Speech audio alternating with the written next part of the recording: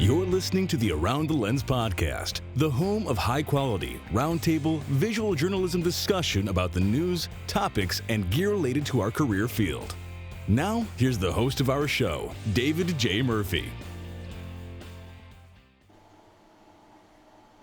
Hello, and welcome to episode 249 of Around the Lens, our penultimate episode. I'm here with a whole host of co-hosts and guests, so I can't wait to introduce them to you. Let's start, of course, with our co-hosts, our regular co-hosts. Joining us from New York is Travis Keys, a commercial photographer. Hello, Travis. How are you? I'm not stressed at all. No anxiety. I'm fine. Why do you ask? I have no reason why anyone would possibly be stressed or under anxiety right now on November 2nd, 2020. I guess we had to add context. It's the night before the election. Well, over here in South Korea, it's actually November 3rd, so that doesn't make any difference whatsoever. All I know is I will be getting the results. It'll be like the afternoon tomorrow. I'll be at lunch while probably the final results are coming in. So I don't know. I don't know what that means, but anyways. We'll see. It's going to be a quite late a day night for you, and it'll just be another day for me. But glad to have you back, Travis. In these before times. We'll see what happens after the election. But anyways. Joining us from Washington, D.C. is a freelance photojournalist, Evelyn Hockstein. Welcome back, Evelyn. It's been too long. You're muted. You're muted. Okay, it has been too long. I'll unmute myself. But yes, hi everybody. It's good to be back. For sure. Sorry, it's been a little busy with the pre-election run-up, and now I'm just sitting here biting all my nails off, waiting for tomorrow. Oh yeah, I mean in DC itself. I mean, how is the atmosphere in DC? I think everyone I know is just very much on edge. I think DC itself is pretty quiet. I think depending on the result of the election, it could either be celebratory or it could be very tense and stressful and potential for a lot of, protests and potential violence here. So I'm sort of on standby. And I just came from Western Pennsylvania this morning, and it was a whole different vibe. So Pennsylvania is definitely Trump. I was in Trump country the whole time. And How are you spending the day tomorrow? Tomorrow I am I start work at evening. I'm on standby for the Post, White House, see what happens around 6 p.m. So that's my job, my duty. So I'm just, this is the first time I've ever had to go to a security briefing before a U.S. election. And I've covered a lot of election violence. I mean, my 2008 in Kenya, I covered post-election violence. We called it the PEV. And I've been sitting here talking to all my colleagues who covered that, saying, I can't believe I'm sitting and making plans for the PEV in the United States. It's pretty shocking. So hopefully it doesn't come to that. But yeah, just trying to be prepared, safe, ready for whatever comes. Indeed. Stressful. Do you have your body armor, helmet, face shield, gas mask ready? All of it. Yep, ready to go. I really hope I don't have to put it on. So Evelyn, you missed it when I said that means I was telling Travis that means nothing's gonna happen, right? In my head, I'm like, all right, I'm gonna get a Pulitzer for all these shots I'm taking tomorrow, which means it'll never happen, right? I'll get all pumped for it, all worried. It's just not gonna happen. For a Pulitzer and not for this. How about that? I mean, on everyone. It's just, I really hope it doesn't happen. So it's better to be prepared. One of the editors today said, take your umbrella on vacation, and that way it won't rain. So, See? Right? Right? Yeah. Yeah, I mean, looking at how the votes will be counted and everything, I don't think we're going to have a final, determination by the end of the night on election night. So I don't think if there is going to be violence, it's going to erupt that early. I think it'll probably erupt, if anything, over the course of the few weeks. But hopefully there's nothing. I think We've it's got sort two of rallies in Baltimore on Wednesday. Oh yeah. So we'll be on whatever day it comes or doesn't come, but it's just distressing. I mean, the fact that we're talking about this, it's just it's not supposed to be like this. You're not supposed to see all the stores boarding up in New York City and other cities across the U.S. In preparation for what might happen, and you're not supposed to have a president say, well, we're supposed to, they're supposed to call it on November 3rd. If we don't have a decision on November 3rd, something's not right. I'm like, well, if you actually know how the election works, it's never verified on third ever in the history of. Hilarious. It's going to be hilarious watching his ass backpedal and be like, well, we have to wait for the write-ins. Now we have to count them, yeah. Now we have to wait for the write-ins because I'm not stepping down. We can't go too deep in this because you'll see David's face just go blank and quiet here. And he's like, can you guys talk about your macro snowflake photography? And that's because he's in the military and he can't kind of voice this stuff, not because he's one side or the other. Man. I was wondering about your I was stationed in Korea. Oh, you were? I was wondering. Yeah. I was up at Camp Market in Bupyeong. Oh, cool. And then I was at Yongsan Garrison. Oh, yes. I was a military police. Oh, wow. Yeah, that's where. Yeah, Yongsan is right in the heart of Seoul, so that's not a bad place to be stationed. I was wondering about high and tight. Yeah. I didn't get a haircut yesterday, so. I know, I can tell. I'm going to cut my own right after the show. I'm cutting my own. My hair's so gross. Yeah, once we go into survivalist mode, it'd be like cutting our own. Well, it'll be difficult to get to a barber, after. Anyways. All right, let's talk about our guests this week. Our first guest is Mr. J.M. Giordano, Joseph Giordano, a photojournalist based in Baltimore and co-host of his own photojournalism podcast, 10 Frames Per Second, which is, as you said, currently on hiatus. He is making his fourth appearance on the show. Hey, Joe. What do you know? How's it going? Thank you for not making a Jimi Hendrix joke. We're going to change the name of our podcast to Across the Lens. We're going to discuss the diameter of lenses. Nice. I like it. Not the radius. So I thought you were going to go straight through it. Things are okay up here. How about the radius of the lens? The radius, yes. Yeah, I'm horrible at this stuff. I failed geometry. No, I'll be covering the election up here tomorrow for a local, and then possibly down in Evelyn's turf in D.C. tomorrow night for my photo agency, depending on what pops off. Well, look me up tomorrow DC for sure. But I was going to go to the press club. I'm a member of the National Press Club. I was going to go to the press club and watch, but I got an assignment up here. So we have quite a few pockets of possible voter suppression-y types up here. So I'll be monitoring that all day. But if it gets hot down in DC, I'll head right down. So okay. Thanks for having me, Dave. Sorry. Thanks for having me. It's always great to have you, JM. You're such a ray of sunshine. So. Thank you. Yeah, you guys can call me Joe. The JM's because there's another artist up here. We have the same name, and it was legit becoming a local issue. So I go by JM. He goes by Joe. Oh, okay. Anyway. Yeah, Joe. He was commenting.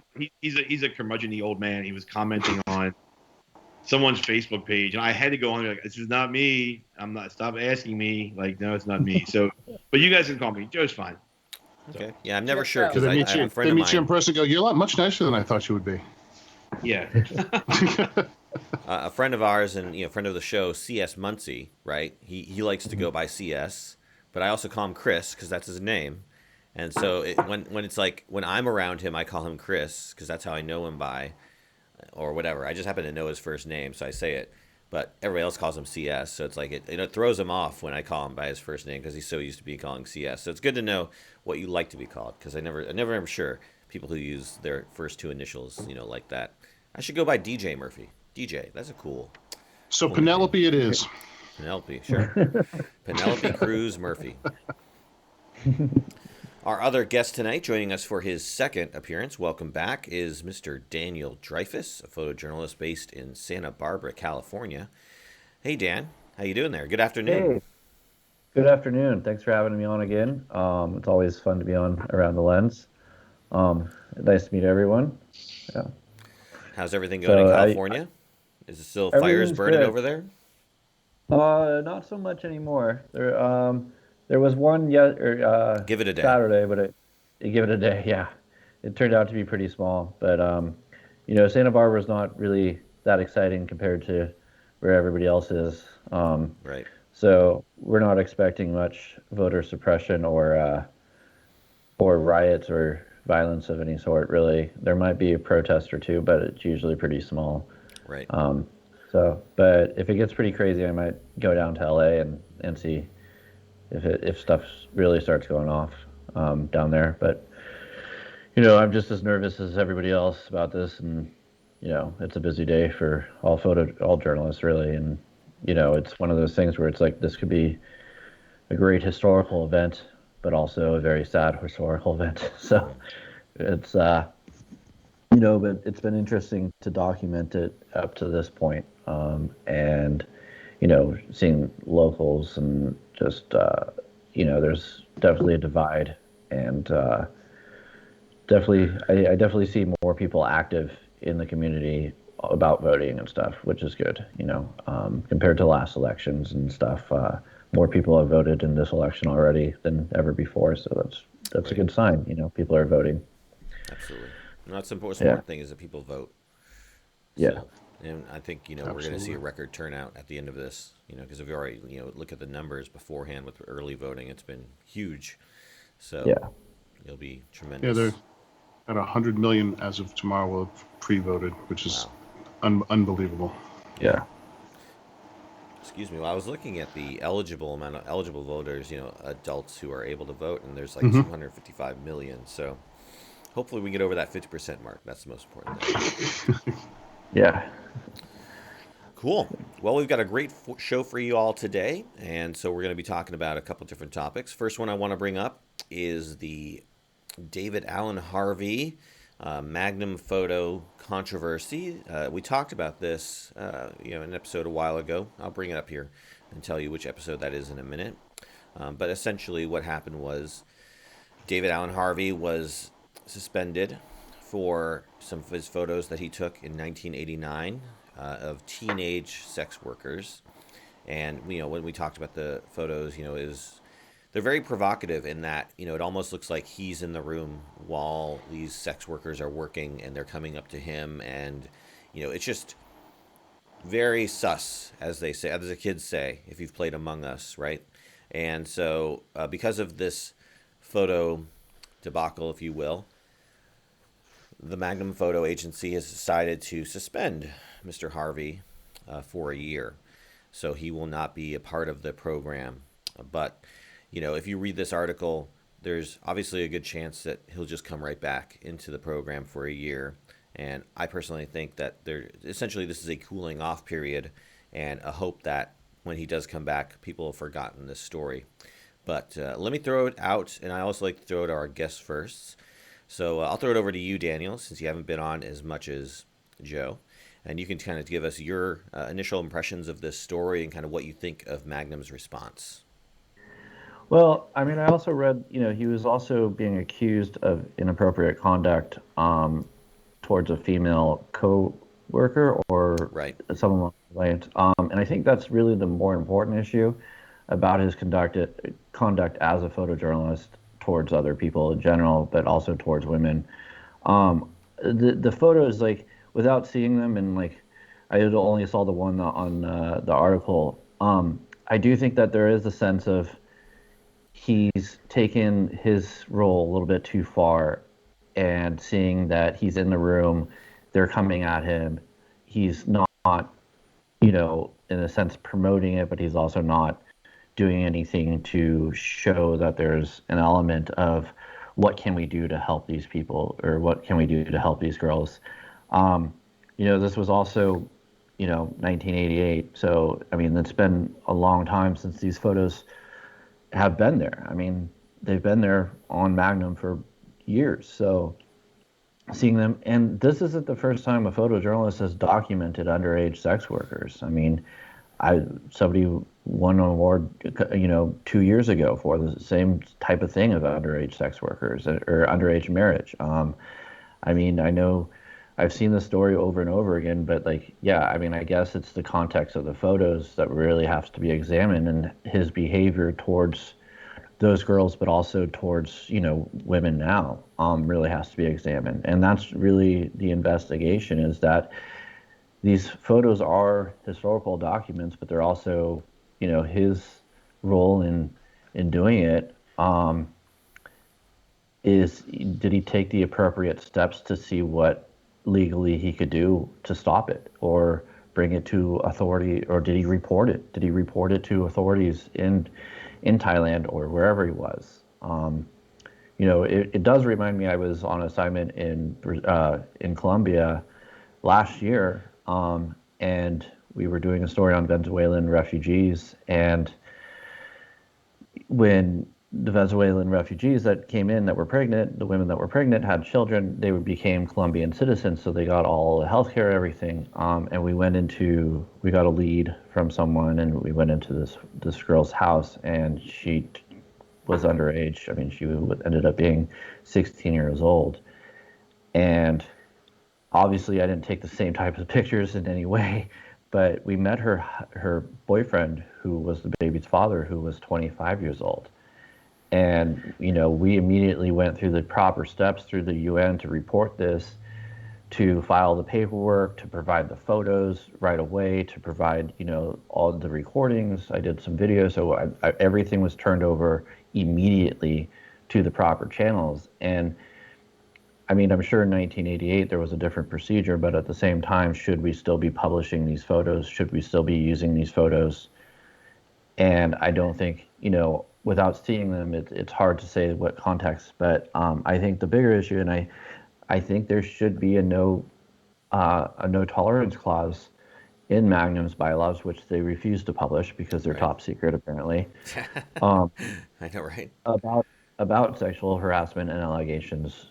And there should be a proper investigation if they find that the young lady or whoever is, made these accusations, if they find that they're credible and that they're real, he should be kicked out of Magnum, and I don't think he should be brought back. I think that, there needs to be standards. I mean, most of Magnum is a lot of white guys. I mean, it's not.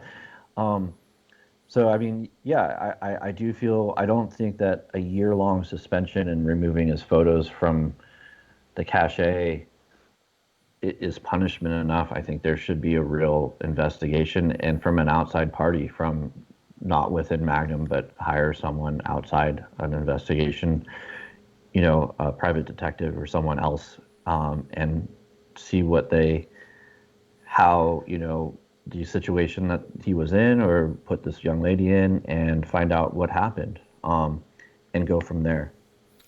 Absolutely. And I think, you bring up an interesting point, which is duty to report, right? You mentioned, Hey, if you witness a crime, if you see a crime, you should report it. And I think that's interesting because obviously we're going to be approaching a potential time here of riot and protest and whatnot, potentially crimes being committed in front of you as a photographer covering a protest. What's your stance there? If you're out there covering a protest and you witness a crime, do you report that? Do you report that to police if you see a rioter, or if you see, someone, again, breaking the law? Well, that's a good question. For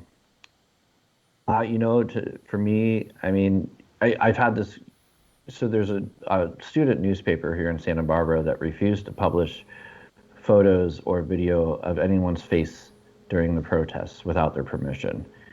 And I do think that there is a duty when at a protest, if someone's breaking a window and you capture it, that if it's a good photo, it's going to get published, so people are going to see it.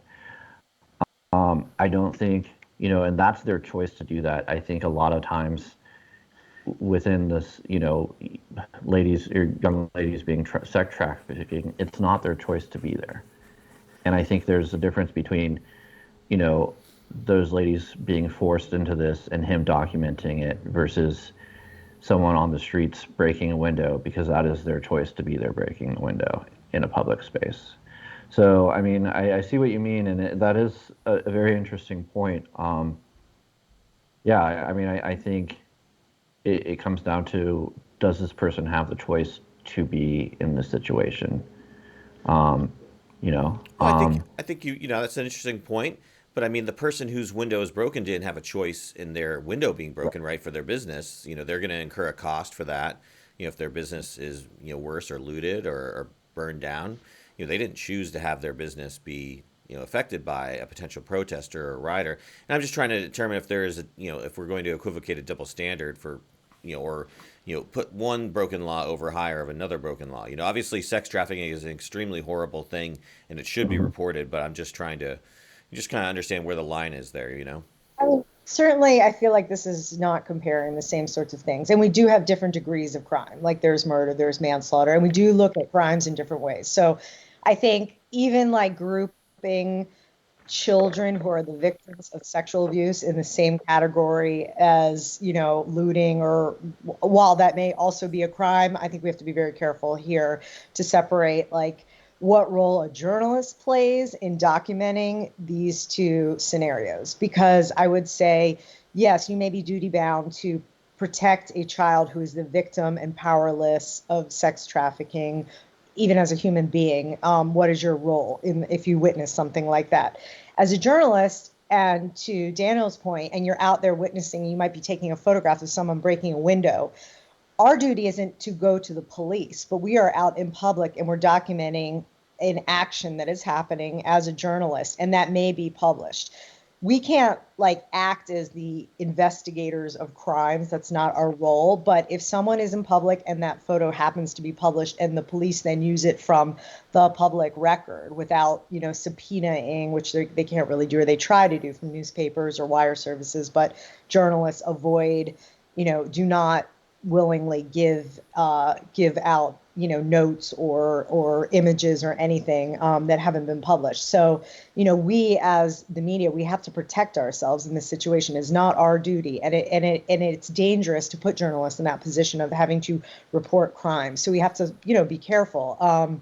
So we're out there to document the news, and it's not our role. Like, people could even question, like, are riots, are they freedom fighters or are they rioters? I mean, everything can be looked at through a different perspective. And I mean, I think probably most people wouldn't say that. Well, I'm not going to put words in anyone's mouth. I mean, I think, crime, there are crimes and people are victims and store owners and things like that. But I just want to be careful because we as journalists, we play an important role and we have to be independent. So it's almost, worrisome to put us in that category that we're somehow supposed to be part of the criminal or justice angle of the currently what's going on with all kinds of protests, Black Lives Matter protests, and now with potential election related protests. So that's my 2 cents. Yeah, I mean, you bring up the interesting point, like there's different levels of crime, right? So are you saying that if the crime is heinous enough, then there is there should be a willingness by the photographer, photojournalist to put themselves in a position where they're now being the crime reporter, or it's under no circumstances should they put themselves in a position where they're going to be reporting to the police? I think we need to sort of step back maybe and look at the bigger picture of how we're defining this. And so obviously, semantics and all this is important. And I'm probably like we're putting ourselves into like a slippery, slope situation here. But basically, we're journalists. And when you're a journalist, you're documenting something. And often you witness things that the average member of the public can't witness. And it may be illegal. But that is not our role as a journalist, really. We're here to, I hesitate to even use the word expose, but to illuminate, because expose maybe has a negative connotation. But it could be a war, which could then be considered a war crime. It could be, a drug deal, but you want to look at issues of social, problems in urban or whatever, rural areas, or the economy or poverty or things that lead people to do drugs. We're there to like look at the social impact and like the impact on human beings and to show people what is happening in the world and write about it with a certain angle or take. But it's not really our role, even if we have the privilege of seeing things in our role as journalists that may or may not be legal, but it's not really our role as journalists to, be the law or the jury or the judge or whatever. Like, we're just there to explain things and document what's happening. And I think all of our work we've done and seen things that, it's just we're doing them as journalists, and they're, other people might not get to witness, but we're privileged to. And then you put it out there in the world and you let other people read, understand, get an idea about, and make their own judgments about an issue. I plan to go out my next photo shoot and be like, I am the law. I take people's pictures. I photograph people doing drugs. I photograph people, I mean, it's it's not my job to say, hey, this person. No, once you make yourself the eye of whether you're turning someone in or not, you also put yourself in danger of people seeing your camera and saying, well, they might turn me in, and you're putting your life in danger. You're putting yourself and your credibility. And it's like, no, you're there to be an eye for people that are not there. You're supposed to just capture the moments and be a historical document and capture things for people that can't be there. Though, right? Like we can evolve. Like photojournalists can evolve. So I cover a lot of local protests here in Baltimore and DC, and I'm in with I know a lot of the young activists, right? And they trust me to go out and take these pictures. So when this whole movement of don't get faces in there, I looked at it as a challenge. I'm like, all right, so I'm going to give myself an assignment. I'm going to shoot an entire protest without showing faces. And the pictures actually came out much more interesting and I think stronger when I was using reflections and shadows and silhouettes against, there were so many ways you can do it. And it actually made the photo series I did for this local publication stronger than just fist in the air holding a sign, right? Which is what 99% of it is.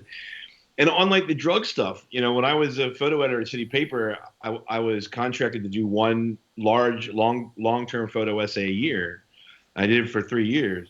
And one of them that we did was we followed the heroin trade from Baltimore City out to the county. So my editor and I sat down, one of the things I didn't want to do is I didn't want to do the James Nachtwey thing where it was like people nodding off and needles in arms, because we've seen that already, right? I think that's lazy. I actually came away with better photos of users that weren't using, but in their personal spaces with maybe a relative or two, people that were in rehab, the dealers. I did get into a couple of kitchens where I was actually taking pictures of guys making the drugs, which you never really see. So I got in with that. It's on my website. It's called Corner to Cul-de-sac. But my point is that I think as photojournalists, we have to evolve, right? I mean, or otherwise it's laziness. I've got the Time magazine issue that Nachtwey did, the whole issue dedicated to him in black and white. And it was all full of people that, one, couldn't give their consent, that were nodded off, that had needles in their arms. And how is that original? How is that interesting? Because everyone knows that's part of it. Okay, we got that.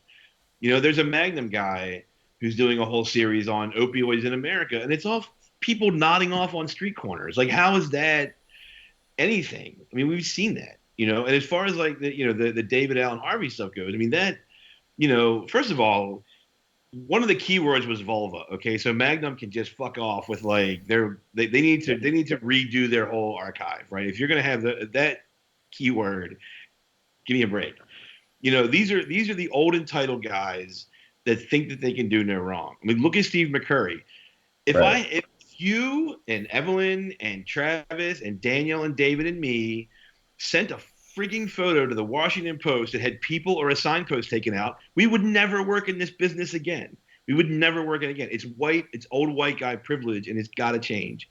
So Harvey, okay, kick him out. Good, get rid of him. Get someone young in there. Get a woman or someone else who's not an older white guy to get in there. But I spoke to, at the March on Washington, I spoke to a Magnum member who's a good friend of mine in real life.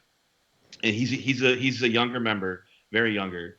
And he said that there is this internal dialogue with the young members, fighting against these old guys, that don't see why, a Thai bordello, underage prostitutes is a big deal. And honestly, a lot of it's European. A lot of this pushback is European. Americans, and maybe Evelyn can back me up on this, but have this double standard, right? They will never show bodies in the street like they will show in the Philippines, right? David, what's his name? Doug, the guy that got the Pulitzer or something for the Philippine drug killings, right? Those pictures. Right. All over the front page of the New York Times. We're more accepting of minority foreign bodies as opposed to U.S. bodies. Exactly. It's the other. So, these publications will run a photo by Harvey of a Thai bordello, but they would never run an American victim of child prostitution in the way they ran those pictures. There's a systemic issue here that's got to be changed from the ground up, right? The problem, like I said, is Europe. Europe still has this thing where they see things with a more colonial eye than we do. I lived in Prague for almost 5 years as a journalist. And I can tell you that, they don't have any problem with, Venus Williams caricatures, right? Or Jewish caricatures. They still sneer at things like that. They don't have any problem with this really exploitive journalism. But that's the pushback that some of these agencies are getting. I know this from talking to this individual, that are getting is from the European side. Mm-hmm. The American side is like, look, get them off the site, get rid of those tags, change this up. But the European side is pushing back, saying like, we're photojournalists, we do that. And as far as like getting involved goes, I mean, you have the Keith Carter conundrum, right? You got a kid in front of a vulture. Do you help the kid out, or you just take the picture and leave? Tim, like, and Dave's gone. I lost him. He's like, this guy, screw this guy. He's on a soapbox. I lost him. I lost Dave. I lost you, Dave. Sorry. I'm going to get off my soapbox. But Tim Hetherington said, you should be a human first and a photojournalist second. And like Evelyn just said, there's a difference between like witnessing a murder and witnessing like windows being broken, right? That's two different things. Like what's his name? Carter's contemporary, the other guy from that. Anyway, he took a picture. He stopped the guy from being killed by taking pictures of the guy trying to do the killing in South Africa. Right. So I think there are instances when we can get involved. We just really, and I mean, hopefully we don't, we don't really see things like that in America where we have to get involved like that, because we don't really have, we don't really have situations like that where that happens a lot, like political killings and things like that. I mean, anyway, that's it for me. I'm out. See you guys later. I've spoken all my stuff. I'm going to do a quick shot. Cheers. No, I mean, obviously, you bring up very important topics that we've battled with, and as photojournalists, as people, as anyone that is a thinking person would battle with. It's like, how far and what is the responsibility? It's like, is it your responsibility, like you said, to help the kid, or to take that picture? And it's a hard one to do. It's like, if you're supposed to be over there, capturing these moments, you can't do both a lot of the time. So you can try, and maybe it's not your responsibility to do it, and people don't know the full situation of what's going on in the picture, of whether you could have helped or not. People obviously are going to draw lots of their own conclusions of, the old hindsight of, well, I would have done this, I would have done that. But, in a situation, it's very different than what you're doing at the present time. So this is the type of conversation that will go on for episode after episode after episode, after, in learning environments, in education, in the offices, and for a long time. It's a very big topic. Yeah. I think, too, just Travis's point, I mean, sometimes you become a journalist because you're going to use journalism only to maybe tell that story or expose something. And that may be the only role that you have. Like, even to say, oh, you should help that girl, or you should do this. You don't really know. And we can't speak for, when, what line and when a journalist is able to cross that line. And yes, if you can help, like Tim Hetherington said, and what, Joe, all those examples Joe mentioned, but at the end of the day, when you're working as a journalist, right, that's the first thing you're doing, to get out there and show what you're showing. And it is hard to be in that position. And then people have all these expectations, and you never really know. But the role of journalist as advocate is maybe another topic for another day, but that's a role that journalists are being put into, especially with what's going on politically. Yeah. And that's a whole nother discussion. Like, where do you fall in? And like you've all said, we could talk about this on and on, so many different iterations, but let's be wary, let's be careful of the roles that we place journalists when we combine journalism with advocacy or activism, because it's a gray area. So I just like to kind of keep on top of that. Indeed. Absolutely. And when you kind of talk about gray areas, and it's almost like it's up to the individual photojournalist, visual journalist, what their sort of level of involvement they want to have. And I was thinking of the grid, if you've heard about the lawful versus the neutral versus the chaotic, good, neutral, and evil grid. So if you look at that, there's lawful good, true neutral, chaotic evil. It's kind of like what we use to... You're going into like Dungeons and Dragons stuff here, brother. No, I mean, this is something, you Character see rolling. with regard I'm to... going to roll. I'm going to be chaotic evil. like different types of characters in movies and stuff, or TV shows. You kind of can put them into these little boxes, and that's what I was thinking of, like, where do you fall on this spectrum, as a visual journalist? But, I mean, obviously it's not a black and white answer or a black and white issue for some people, obviously, but it's definitely something that we as visual journalists will all have to face in terms of what we do and what we capture and how we want to make those decisions going forward. But let's go ahead and move on to our next topic today. It is about a piece of gear. It is the Megadap Leica M to Nikon Z autofocus adapter. I was really hoping to have Zach. He's the one who actually suggested this topic, so I was hoping to have him on this because, of course, he's the Nikon user among us. Daniel or Joe, do you use Nikon, or what cameras do you guys use? Yeah, I'm a Nikon user. Okay, so this might have some interest to you, but essentially what this adapter does, it allows you to turn any manual lens into an autofocus lens. So I was just thinking to myself, is this something I would use, or do I care about? I don't use manual lenses myself very often, but I have to imagine, having this capability now from your manual lenses would definitely be, good, if not, intriguing or, valuable. JM or Joe, as our Nikon user, do you have any thoughts on this piece of gear? Is this something you would use? I would have liked to have Nikon, the Zs, just make my other lenses work instead of me going to a third party and buying this adapter. I'm actually not. I've never been an early adapter, and it was like, okay, I'll buy. I have the Z6 and early adapter, and now it's like I should have just waited, right? Because everything, this is what makes me mad about the digital industry. Like they knew how to put 2 slots in, right? They knew they were going to have adapters for like manual lenses.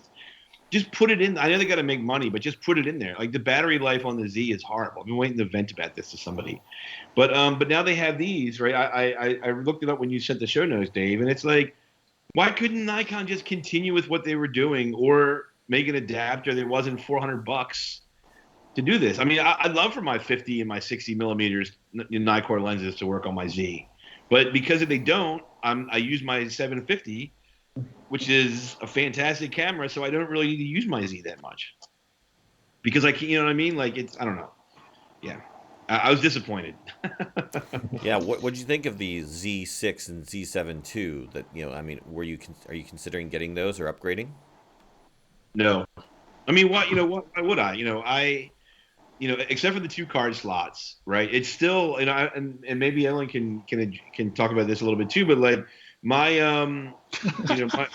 No, but my photojournalism friends, right? People that shoot every day for a publication, it's not fast enough. It's not a good enough camera yet to really use for like everyday photojournalism, which is why I have 2 750 bodies and 1 Z6 body.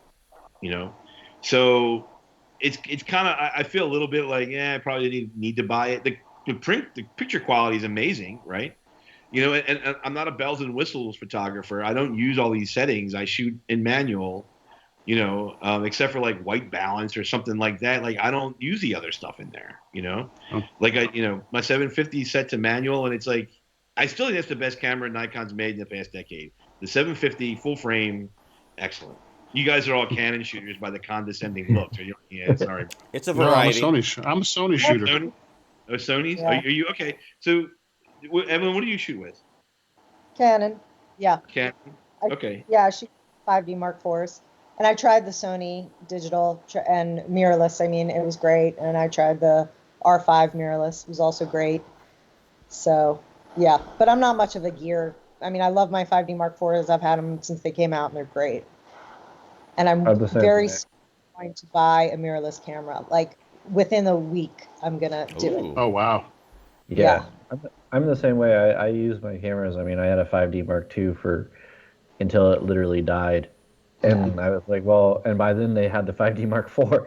And I was like, oh, well, I guess I have to buy a new camera. And it's like, I mean, I'm the same way. I mean, I have a 7D Mark II just because I use it for sports. It's fast. It's good. I know how to use it. Like, there's no, I mean, what's the reason for upgrading until breaks. Like, or like I mean, I'm not going to spend the money. I mean, the R5 is what, almost $4,000. Like, I mean, we're photojournalists. I mean, we're not. So, and I just, it's something, that's a whole new system too. That's me learning a whole new system and how to use it. And with the 5D Mark IV, I mean, it's a great camera. The image is great. The focus is fast enough. I know how to use it. It fits all my lenses. You're gonna love the R5. It's not a new system to learn. Having just used it, it's like just switch right away. Biggie. Yeah. It's the same. It works. Yeah, my 7D Mark II is almost at like 200 clicks, so I'm on the verge. Yeah. But yeah, I mean, it's like, but then you have to buy the adapter and or the new lenses, and it's like the lenses are almost as much as the body still. Like and it's like, I get it, they have to make money, but yeah, I mean, and people always ask me like, oh, well, what do you use? It's like I use Canon because I started using Canon in high school. And I bought a lens, and then I had to buy a new camera for college, so I already had a lens, so I just bought another Canon and so forth and so forth, and now I'm stuck with Canon. So, I mean, and I'm not one of those guys. Discussion people of this show, the gearhead. Yes, clearly. That's Dave and Travis territory. Yeah, I am so far from a gearhead. Like, I have all the lenses I need. I will never buy another lens. I think I've got all the ranges I want. I don't carry, photographers like Devin Allen shoot with like a Sony and a Leica and end up on the cover of Time magazine. I've got friends that shoot for like AP that feel they have to carry 4 bodies with really long lenses for some reason. I usually go out with one body. I usually take one D750 out. And it depends on the assignment, but I have that 17 or 28 to 300 millimeter lens, which I've blown up for like 40 by 50 size on a picture. And you can't tell me that you know what I mean? It's just the way I am. And so when I bought the Z6, I was like, okay, I'll upgrade and see how I like it. But with this new adapter, I wish Nikon would have just done that in the first place. It's just, I don't want to buy another $400 piece of equipment, that should have been there anyway, because Nikon's known for that, right? They're known for that, the mounts, So I don't know. Anyway. Well, Daniel, do you have any manual lenses? Would you use a manual adapter on a? That's a good question. I mean, there are Travis as well. I mean, I don't know if either of you use manual lenses, but I do. I have a lot of legacy glass. I love finding. I love the flaws in older glass, and I think it brings, especially to portrait work or stuff that I'm doing, that it brings a wonderful quality to it. And the wonderful thing about the mirrorless is that it has that the focus peaking and all that, so it's very fast to focus one of these manual lenses. The adapters, I think, they're kind of a neat little gimmick for people that maybe it's like don't really have the confidence to quickly focus in manual and stuff like that, or just want something. I think if you're a professional, you're going to try and get a native lens or something that works very fast on your camera and not put that extra piece of something that could go wrong in between a lens and a camera. It just everything you add to it can potentially backfire on you. Sure. So I think it's fun, and it could be a fun part of a kit, but I have no problem actually just putting a manual lens onto my camera. Yeah. Yeah, no, I mean, that's one of the reasons, like, I've got the new R5 system, and, we're talking about, like, okay, for you 5D Mark IV shooters, do you adapt old glass or do you use new glass? And I would always recommend using the native, for Canon RF mount glass that, is designed specifically for the camera, even though, they say you'll get, zero performance loss in using the old lenses with the adapter.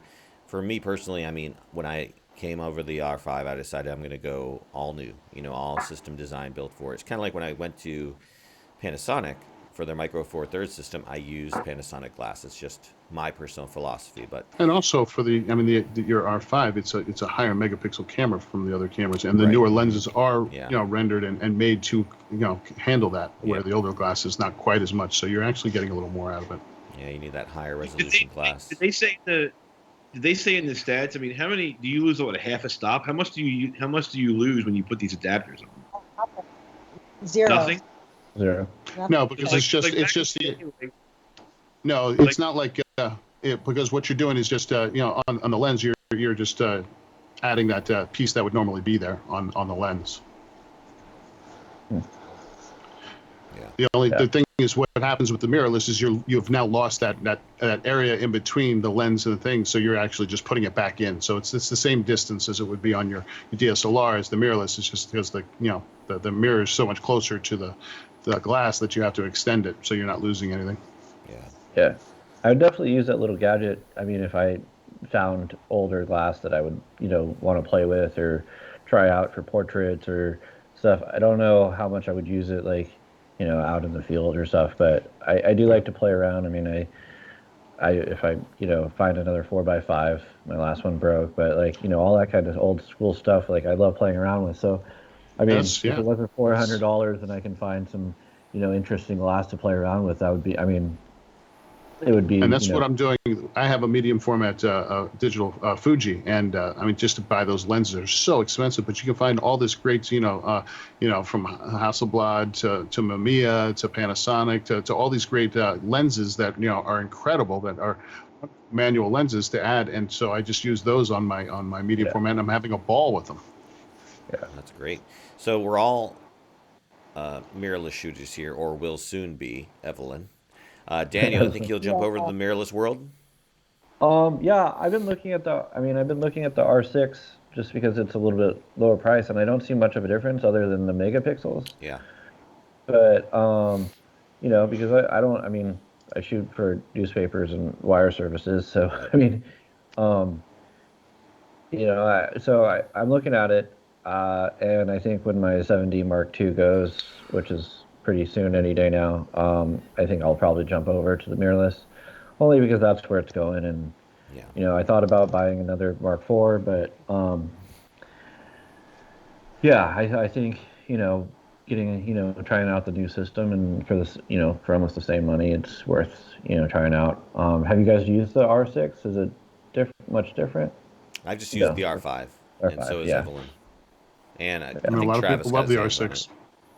Yeah, a lot of people love the R6, and if you're not, I think there's some subtle video differences with it, right. And just obviously the resolution. But other than that, it's a fabulous camera, and a lot of people are doing exactly that, getting that camera because they don't need all the other stuff. Yeah, if your focus is photography, the R6 is fine. Yeah, I mean, I don't shoot 8K video, so the R6 should be perfect for you. Yeah. Differences though, because I would love to get a cheaper camera, and I don't really care about the video either, but I was comparing the specs, and there was a reason I wanted the R5 over the R6. I don't know if it's faster or what the deal was. Well, I mean, you get all that extra range and reach with the megapixels. I mean, if that's your, if you're a photographer as well, the R5 is a wonderful option. Just because you get that so much ability to crop in and just work with that, such high sensor. I've been loving my 45 megapixel. It's like a breath of fresh air whenever I go for a shoot, especially coming from my 20 megapixel GH5. But anyways, let's go ahead and move on to our last topic this day.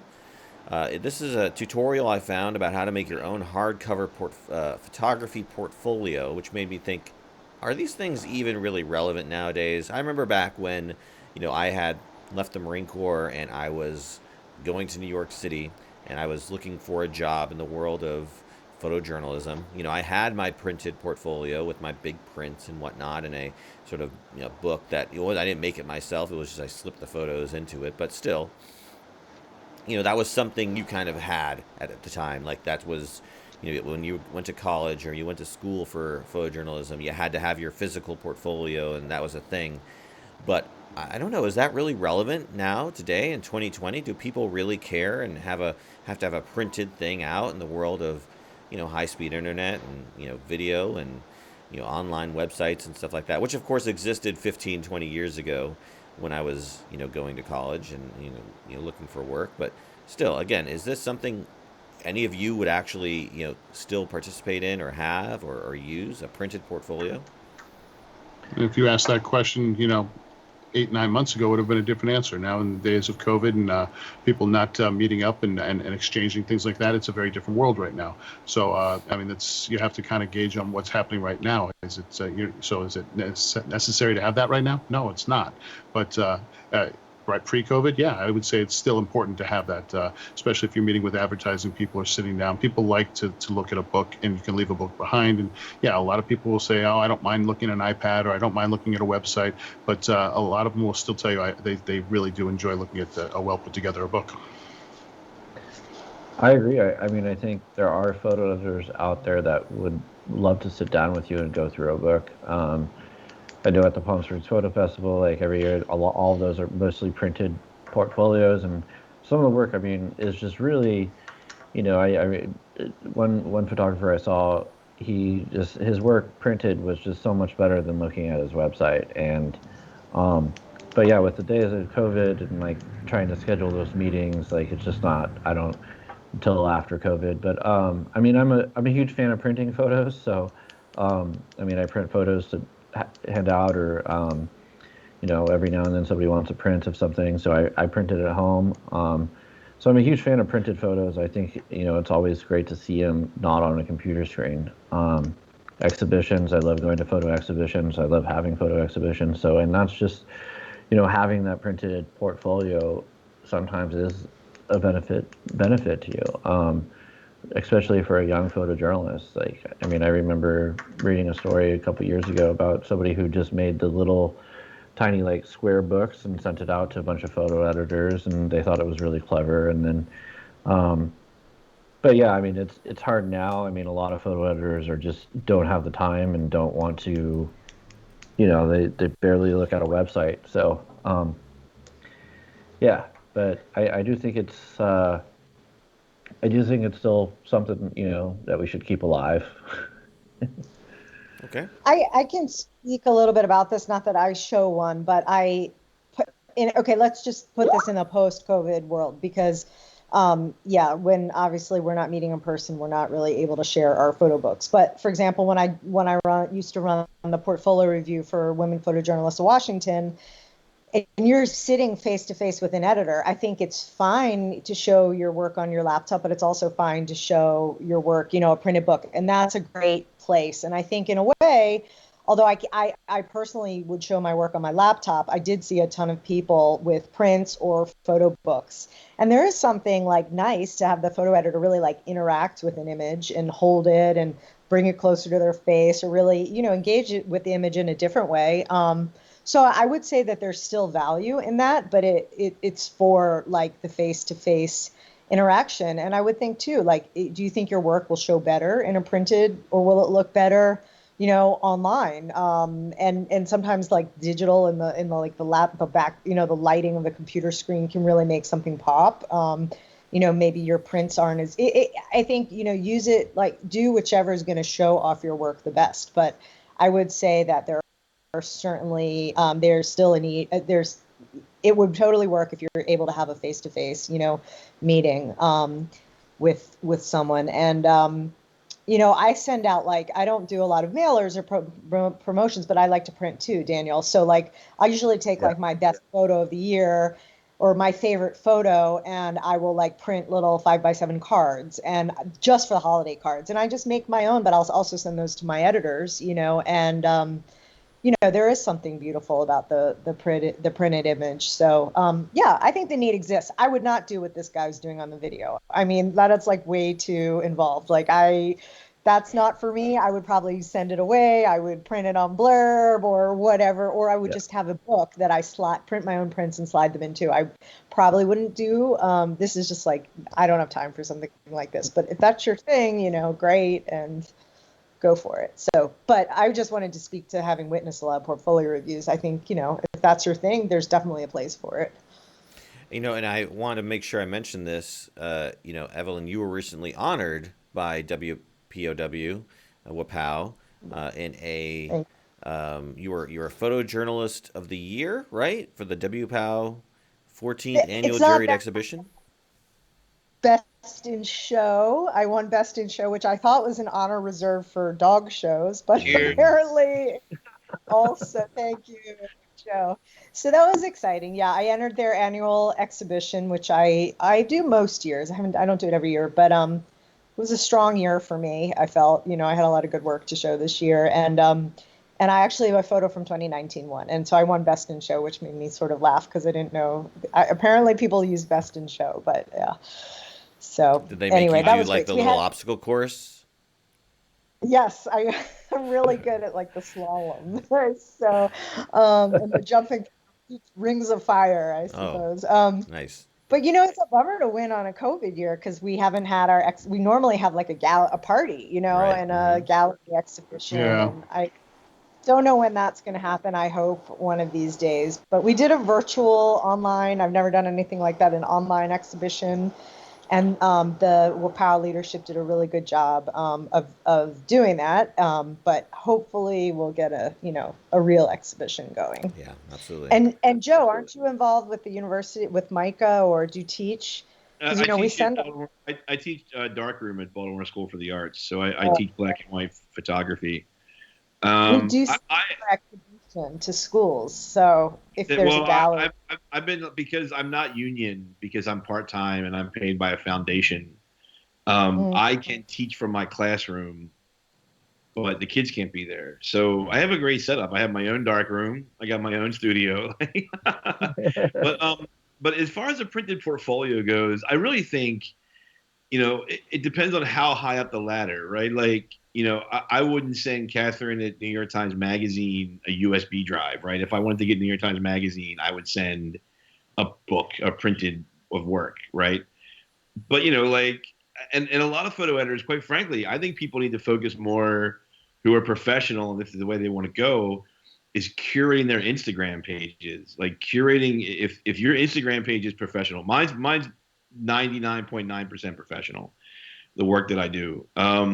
So, that's what you should be curating. And if you look at a lot of photographers that shoot for the Times and the Post, their Instagrams are on point, because Time Magazine, like look at Gabby's, like Gabriella Demzik, look at her, look at the work that Time Magazine publishes, and then go to these Instagrams. And these Instagrams are well curated, that I think is kind of the future of portfolio. I don't even think it's websites. I mean, I don't even think photo editors go to websites anymore, because they end up finding people, right? Like the days of you dropping your portfolio off and be like, here's my cool pictures, hire me, I think are long over, right? I mean, especially like Travis said with COVID, like there's no face-to-face.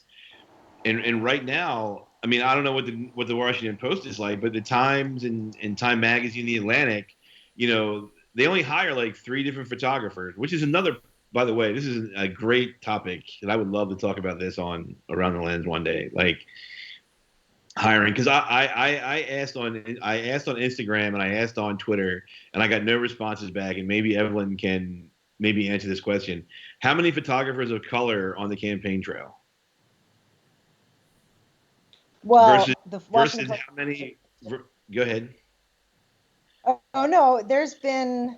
Well, I can't speak specific numbers, but the Washington Post did just hire 2 African American photographers, staff photographers. Okay, no, that's good. That's good. But up until my question was asked, it was like, and I have a friend who's a New York Times, a couple of friends that shoot for New York Times that are, we have actually mutual friends, Evelyn, and some of the photographers at the Post and New York Times.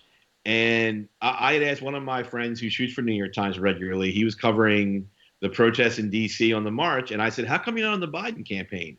And this is an exact quote. He said, that's for white photographers. So that mentality is still there, because if it's a riot or a protest, hey, we need more black photographers on this. But when it comes to following presidents around, I guarantee you, there's maybe one photographer of color at a major organization, not locals, on a major organization following the candidates around. I bet you. Look it up. I feel like I'm the riot photographer. Like I get the call to go to the riots. So I don't know what that says. But I mean, I'm at all the riots. It's like send Evelyn. Right. So yeah. I don't know. I mean, I hear what you're saying, and that may be valid, but I'm not sure I necessarily agree. I will agree that there are not enough photographers of color probably on the campaign trail. But I don't know if I would necessarily stereotype the riot thing, but everybody I don't know. I mean, I'm not the only. I don't know. I don't know what to say. That it's a tricky. tricky perspective, but I will say in general, there definitely is not enough diversity in political photography. Oh no, 1,000%. I mean across the board, of course. And the thing that I worry about was if it wasn't for the George Floyd protests, would the Post be hiring 2 black photographers? Like all this came out of we need to do more. Yeah. You know, like where were you after Freddie Gray? Where were all these editors after Freddie Gray? Right?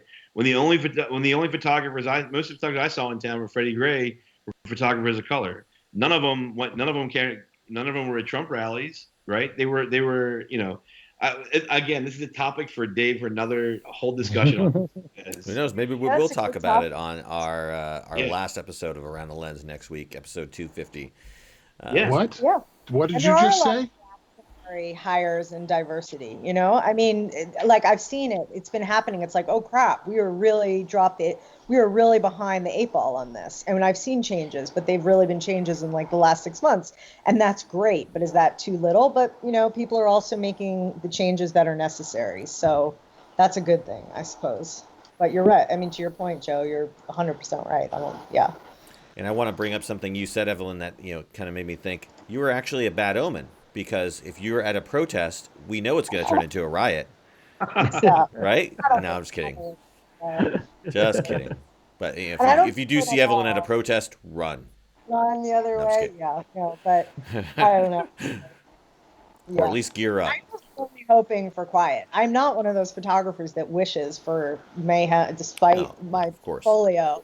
Mayhem and mad. I would much rather sit home on my couch here and, have a peaceful night. So indeed. Yeah. All right. Well, I think it's going to bring us to the end of this week's show. Of course, I'd like to give our guests an opportunity to plug whatever they would like to plug. Joe, anything you want to plug? I mean, my show at the Baltimore Museum of Industry has been extended through April, so that's good.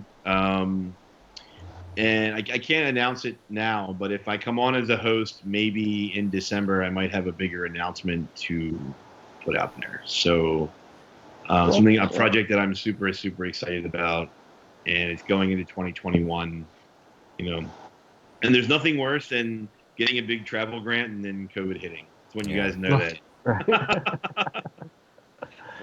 Cool. I know, right? My Instagram is JM Giordano Photo, so check it out. If you like mediocrity and dog pics, no, I'm just kidding. Check it out. And when do you think you'll resume your podcast? I don't know. It's a good question. I mean, we were chatting before the show started recording about possible one about photo books, which I would love to do. We don't know. I'm kind of angry that we missed the whole COVID. I wanted to have like Philip Montgomery on. We're missing all these points in photojournalism that I want to talk about. But we got enough equipment to do it from home, man. Don't rely on that equipment.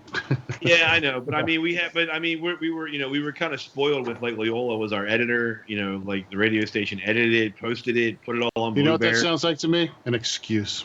It is. I'm a horrible human. Grab the keys, life coach. That's an excuse. Buy my next book on Blurb. Yeah. Well, whenever it comes back, we'll be looking forward to it. And, of course, you can all check out Joe's backlog of podcasts. He's 75 episodes in, so it's going to be a long-running series, I'm sure. Daniel, where can people find out more about you and your work? Yeah, you can visit my website. It's danieldreyfuss.com. DREI and 2 S's at the end. And my Instagram is punkykid, PUNKEYKID. It's kind of funny. My grandfather, that's what he calls me, Punky Kid. I've always been into punk music and go to punk shows, so that's awesome. where it came from. I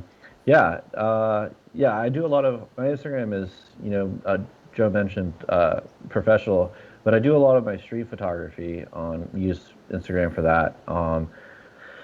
I do have some photojournalism stuff, but I'm always out there shooting on the streets, which is really interesting to me. And I just got a new Black Rapid camera strap that has made it like way different, and it's really helped with like just carrying the camera around in it's so fast. It's a great. I should have bought one a long time ago, and it's a really great addition. I know that I'm shouting out to Black Rapid, but Yeah, so my website, DanielDreyfuss.com, Instagram, PumpkinKid. Nice. Yeah, I've got the Black Rapid double strap, and it's so wonderful to use that when I've got 2 camera bodies on me. I love that. Yeah. Yeah, so if you get another body, you can get the second strap and connect it all together. That's great. All right. Evelyn, anything for us? You kind of hit on it. It happened last week, but it was cool to get Best in Show with Wapal. Will that be online somewhere, like for those of us who weren't able to see it live? I'll find out. I'll let you know. Yeah, I'd love to watch I'm not sure, but okay, cool. Yeah, I would love. I will let you know. We can post it on the website. Great. Otherwise, I'll be out there shooting election. Whatever happens, we'll see. TBD. You can follow me at Evelyn Picks. Yeah. Exactly, at Evelyn Picks on Instagram, and that's where I'll be. Sweet. Travis? Wherever. Just get out there and vote. Yeah, absolutely. Get out there and vote. You haven't. I'd like to promote voting as well. Absolutely. And my Black Rapid vote strap that I want to show off. That's an interesting question. Who here hasn't already early voted? Is there anyone who's going to vote on Election Day? Voted. Yeah, voted. So we've all voted. Already voted. Mm-hmm. Yeah, but interesting to see what it looks like on Election Day with all this early voting. I mean, will it be like quiet and tame, or is it going to be just the most massive lines ever, you know? Now that I waited 4 hours on a line, I could have just probably skated through in 15 minutes on the actual day. Yeah. Yeah, that's kind of one of the bad things. They're not bad things, but, one of the things about being here in South Korea is missing and being able to kind of put myself in seeing those situations live and in person.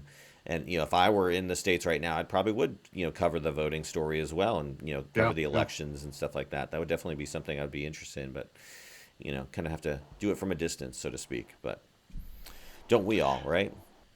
Anyways. It's such a non-story, though. I know, right? November 4th cannot come soon enough. Anyways. It's been a great show. Thank you guys, ladies, for being on the show. Truly appreciate it. If you'd like to continue the conversation or see what we're doing, go to aroundthelens.com. You can find links to all of our social media, to include Facebook, Instagram, YouTube, and all that fun stuff. You can leave comments on this post if you're on Facebook and let us know what you thought about what we're talking about. Do you agree? Do you disagree? Really would love to see your feedback and, of course, respond to it. We're always on there looking for responses. So if you'd like to support the show financially, we still got our Patreon that exists. aroundthelens.com/Patreon if you'd like to donate a little few bucks to us to get things what we do in advance. Otherwise, though, tell a friend. That's the best way to kind of increase the audience and make sure that more people are listening to and gaining from what we're doing here. But of course, next week will be episode 250, our 5-year anniversary show, and potentially our last episode ever. We'll see. But tune in for that next week, Monday, November 9th at 4 p.m. Eastern, and hopefully get a big turnout, and we have a fun little celebration in terms of Around the Lens and everything we're doing here. So that's about it for this week's episode. I'd like to thank, of course, our guests, Joe and Daniel. Thank you guys so much for taking time out to be on the show. I really appreciate it. Thank you for having me. Yeah, absolutely. Always welcome back. Always welcome back. And for Evelyn Hockstein and Travis Keys, I am David J. Murphy. This has been Around the Lens, episode 249, and we are out. Thanks for listening to Around the Lens. We hope you enjoyed the show. To continue the conversation, head on over to one of our social media outlets such as Facebook, Instagram, YouTube, or Twitter. To support the show financially, consider donating to us via Patreon. For show notes from this week's episode and links to everything else we talked about, just go to our website, aroundthelens.com. Finally, if you or someone you know might be a good guest for the show, get in touch with us via email at info@aroundthelens.com.